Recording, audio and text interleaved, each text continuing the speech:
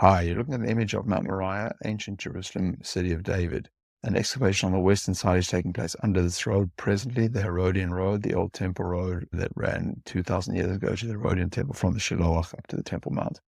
On the eastern side, about 10 years ago, we discovered a rock-cut temple, stone temple, 5 rooms with a raised platform for an altar on which sacrifices would have been made or offered, an oil press, a pen for holding animals, a matzeva, standing stone for making a covenant with God, and also a room for processing and slaughtering animals, making them ready for sacrifice. We're going to focus on the area behind these stones, in which a water system was discovered and excavated by Wiseman Institute and Cambridge University, who took samples from the water channel at this point over here. Water would have run into room 1 to be flushed onto the floor, and into room 5 to clean the rooms after sacrifices would have been made.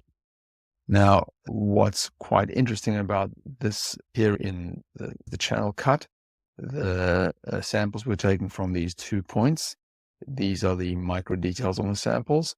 Samples on the actual plaster, you can see the plaster here in the sand. W and V closest to the plaster, X a little lower down, and U a little higher up.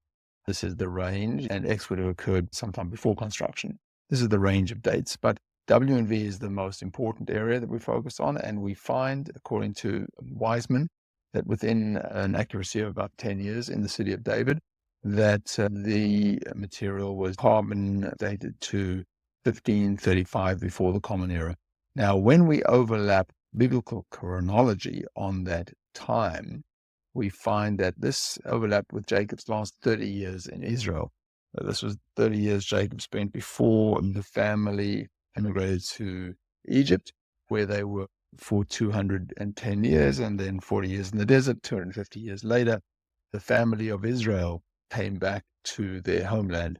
Now, what's very special about this last 30 years is that Jacob returned to this location, which was the place that his father had been offered as a sacrifice by his grandfather on Mount Moriah. And we see that the matzeva, or standing stone, which has been located and exists there today, is the standing stone that Jacob would have set the night that he experienced the famous stairway to heaven dream. And 20 years later, when he returned, he poured oil over this and actually accepted his name, Israel. His name changed from Jacob to Israel. The platform for the altar, which is in the adjacent room next door, on which an altar would have been built with stones from the area and on which sacrifices would have been made, intersects the area from this map, which is made by Ronnie Reich, where Ronnie says that the Gihon spring is known as Ein Shemesh in the Bible, and that forms the boundary markers between the tribe of Judah and Benjamin. And according to Rashi and other authorities who write about the altar and the specifications and the laws of the altar, that the border of Benjamin and Yehuda is required, that Yehuda owns the southeast corner of the altar platform and Benjamin owns the other corners of the altar platform, but the combination of these 2 tribes is really where the altar is located, and that makes this a candidate for Arcata, the Arcata of Isaac, where Isaac was offered by his father Abram, where Jacob returned and set a matzeva, and that truly is remarkable. It's revolutionary and will no doubt be discussed for many years to come. Thank you.